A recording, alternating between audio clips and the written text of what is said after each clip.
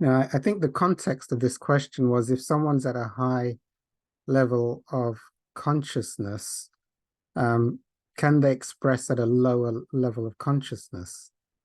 Because, physical disabilities or I guess languaging capacity or whatever.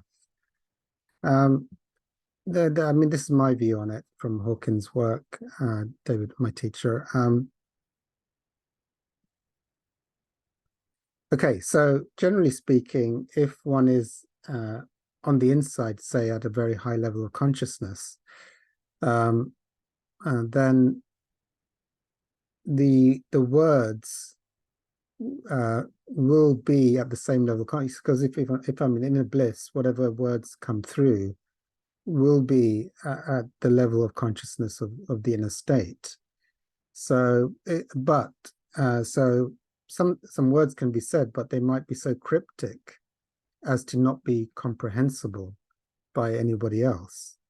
And there are actually spiritual written works which are, unless you are in those states, are very difficult if you're at a lower state and have never experienced them to actually go see. So they seem to be very unuseful to the majority because they become very, very cryptic. But I would say, I think usually when one is in a state, the words, even though they may not be elegant or ununderstandable, would also calibrate. So if one is at a specific inner vibration calibration of, let's say it's bliss, the words, even though the vocabulary or disabilities may seem to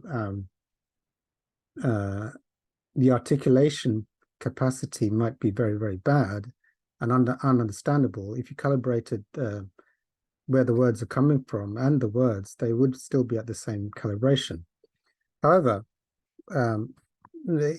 there are sort of things to bear in mind, like people with multiple personality disorders, which is a very, very interesting phenomena with calibration.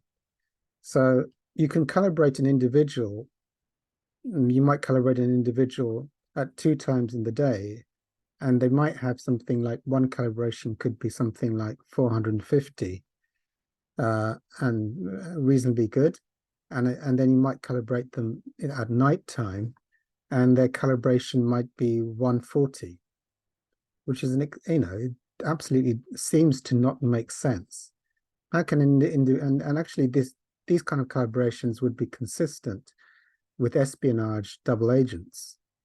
And if you calibrate them when they're in the office during the day, they seem to be very normal, very good, integrous people. And you'd calibrate them through the muscle test, and they'd go like, oh, this person is calibrating at high integrity. And then you calibrate them, when the office is closed, and they're not supposed to be in the building. You might calibrate them and find out their calibration is like below integrity. So you'd say, well, that's impossible. That seems to be, and actually the answer would be multiple personalities. So at certain points, it's like certain belief systems, sub-personalities flip into existence. And so at one point in the day, as these belief systems are running the show, it's like they're integrous.